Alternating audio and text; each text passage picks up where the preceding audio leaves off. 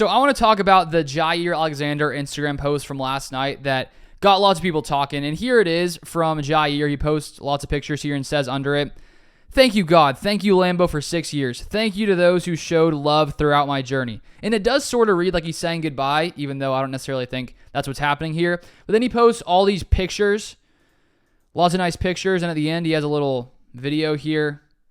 Some people saying that he's maybe trolling, acting like he's saying goodbye, and he's actually not. But I could see, if you read that, when I read that at first, after seeing people talk about it, I went to Instagram, looked at it, and I was like, I see what people are saying. It sort of reads like he's saying goodbye, but at the same time, when you look at the situation right now in Green Bay with Jaire Alexander, the reason I don't think this is a goodbye is because if you look at his cap hit for next season, $23.8 million.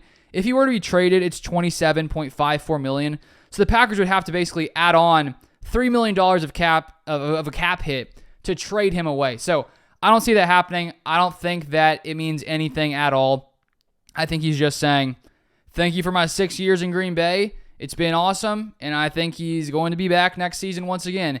And there was a time when he got suspended that I was wondering, before I really looked into the contract too much, if someone gets suspended for something like going out there and being a captain when he wasn't supposed to, among other things, which we don't exactly know the full extent of everything, some players could respond in a way where they maybe get frustrated with the team and decide to try to force a trade or something like that, because we've seen lots of players force trades when they're unhappy.